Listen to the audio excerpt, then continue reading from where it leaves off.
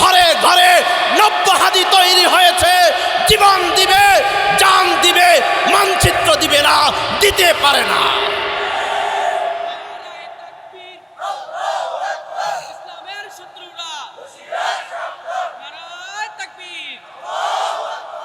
এই যে 24-এর গণ অভ্যুত্থানে শহীদ ওসমান হাদি নিজের জীবন বাজি রেখে বুলেটের সামনে দাঁড়িয়ে বাংলার লাল সবুজের পতাকাকে পবিত্র করেছে, আর সেই ওসমান হাদিকে ওপেন শুক্রবারে জুমার পরে ঢাকার মতো শহরের উপরে কি করে গুলি করে হত্যা করে।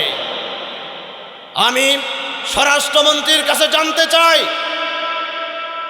আপনারা আজ সপ্তাহ পেরিয়ে 10 দিন হয়ে যাচ্ছে, এখনো পর্যন্ত কেন খুনিকে তাকে নির্বাচন করতে পারেন নাই, বের করতে পারেন নাই কেন?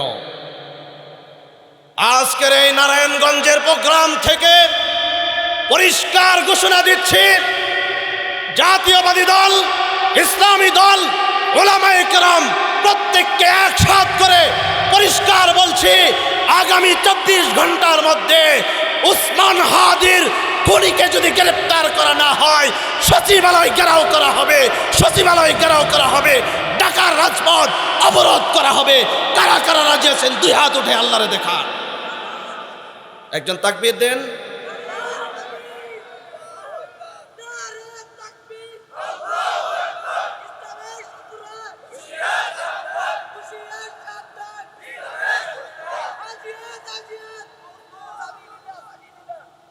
তুমি যেটা বলছো বাবা, এটা তো আগুন লাগাইয়া দিছো। আমি এখন বললে তো আগুন লেগে যাবে, আমি বলবো না এখন আর। প্রিয় ভাইয়েরা আমার, কাফের যারা প্রকাশ্যে ইসলামের দুশ্মন, যারা ইসলাম হিসেবে ধর্মকে মানে না, ইন্নাদ-দীনা ইনদাল্লাহিল ইসলাম, পৃথিবীর একমাত্র গ্রহণীয় মনোনীত আল্লাহর পছন্দের ধর্ম হলো ইসলাম, ঠিক না ঠিক?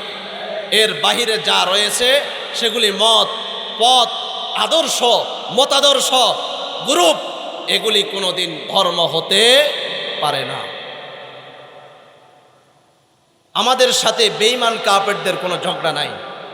তারা তাদের ধর্ম পালন করবে, আমরা আমাদের ধর্ম পালন করব।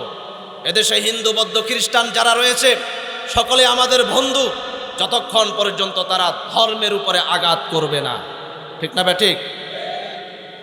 আর যদি ধর্মের উপরে আঘাত করেন, ইসলামের উপরে আঘাত করেন, কোরআনের উপরে আঘাত করেন, মসজিদের উপরে আঘাত করেন, মাদ্রাসার উপরে আঘাত করে আলেমদেরকে গ্রেফতার করতে চায়, তাহলে কোন ধর্মের মানুষ, কোন দলের মানুষ দেখতে চায় না? আমরা আগামী দিনে তাদের কালো হাত ভেঙে দেওয়ার জন্য প্রস্তুত রয়েছে। আল্লাহ রাব্বুল আলামিন আমাদের প্রত্যেককে খাস মুমিন হওয়ার তৌফিক দান করুক। মুনাফিক এবং কাফেরদের হাত থেকে আমাদের দেশকে, জাতিকে, আমাদের লাল সবুজের এই পতাকাকে, আমাদের এই মসজিদ, মাদ্রাসা এবং আলেম ওলামাদেরকে রক্ষা করুক, এবং আগামীর বাংলাদেশ যেন একটি সমৃদ্ধশীল বাংলাদেশ হয়, লাল সবুজের বাংলাদেশ যেন সুন্দর বাংলাদেশ হয়, দুর্নীতিমুক্ত, খুন মুক্ত, দর্শন মুক্ত, এফটিজিন মুক্ত বাংলাদেশ হয়।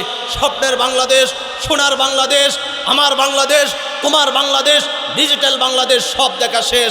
আগামীর বাংলাদেশ আমরা দেখব ইসলামের বাংলাদেশ, শান্তির বাংলাদেশ। আল্লাহ আমাদের প্রত্যেককে তৌফিক দান করুক। ওয়া আখির দাওয়ানা।